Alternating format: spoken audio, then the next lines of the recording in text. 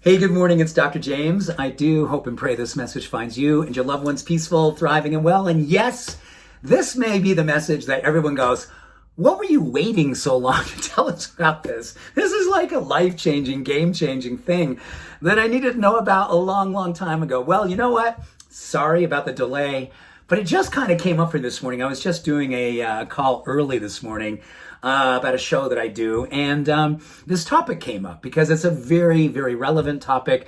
And a few years ago, a guy named Roy Baumeister, who is a scientist, I believe he's a couple PhDs, he's an amazing guy, and his whole world is studying the brain and its relationship to willpower. In fact, according to his research, he says the number one determinant as to whether or not we're going to be successful, happy, well-adjusted, integrated, actualized, all the things that we hopefully are going for in our life, peace of mind because we're living up to our potential. His research says unequivocally, it is willpower. Now people go, it's like, that just feels daunting. Like, oh my gosh, I gotta muster the willpower to go and do my exercise. I gotta muster the power to do that extra call and help me build my sales portfolio. I gotta have the willpower to deal with some relationships that are really just taking the life force out of me. Energy vampires just taking it out of me. So I need willpower. But it feels daunting to think about. It even feels daunting to even more so go, where do I find it? How do I create it? What's the science behind it? Well, that's what this morning is all about. And I think you're gonna be super inspired that you're gonna go, oh my gosh, I can do that. In fact, maybe I'm already doing that. So this is what it's all about. So what Roy found out, there are three main things that we can do every single day, ideally in the morning.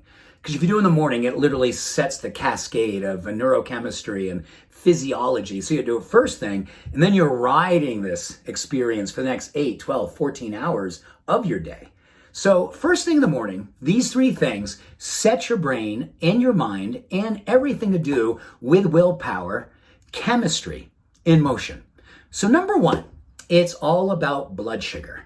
Now, for people who say, oh, come on, I'm not hungry in the morning. Well, for a lot of us, when we wake up and the first thing we go into is that stress response, it's fight or flight. Yes, right? It's like when you're all stressed out, you don't necessarily go, okay, I'm wicked stressed. Like, I got to get out and do the battle, but I'm thinking I'm going to have a sandwich first. No, we don't do that. It's after that is when we kind of start going, oh my gosh, I need to start mainlining a whole bunch of carbohydrates and preferably the refined ones full of sugar, because that's how the body and brain work.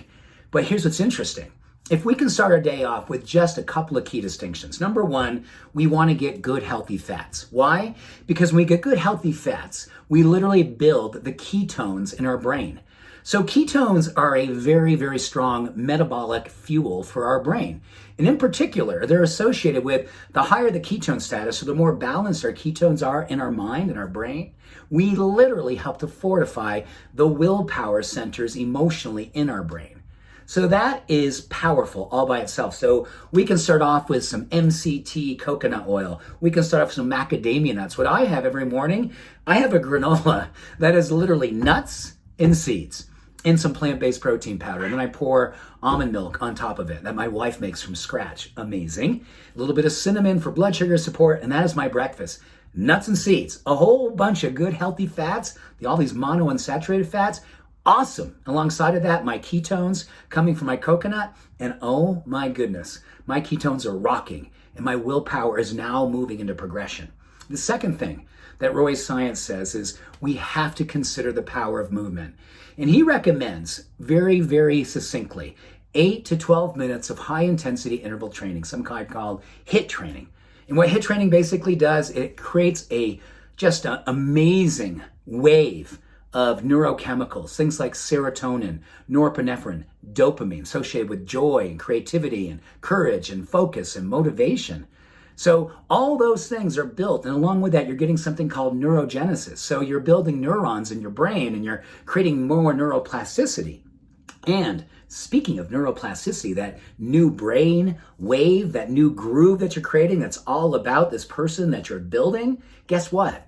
Meditation or prayer, both of them work for this. But once you finish your exercise and move into prayer or meditation, that neuroplasticity, those neurons, that generation of building a brand new pathway of the will and the power and the purpose literally starts to become you. It then becomes you over and over again, because as you build these new grooves of possibility and self-empowerment, that's where you tend to go. You go where you're going to grow, but you have to build the chemistry to allow yourself to grow. And that's what willpower is all about. So we got the healthy fats. We're balancing our blood sugar. We're doing our high intensity interval training. And don't be afraid to do it while you're walking, because you can just changing speeds, running, do it with weights, do it with yoga, but just changing speeds will do it for you. And lastly, finish with a gratitude prayer, gratitude meditation, loving kindness meditation. All of those will work. And oh my goodness, the power of will. In fact, I think it's willingness. We are just saying, I am willing to create a life that I love.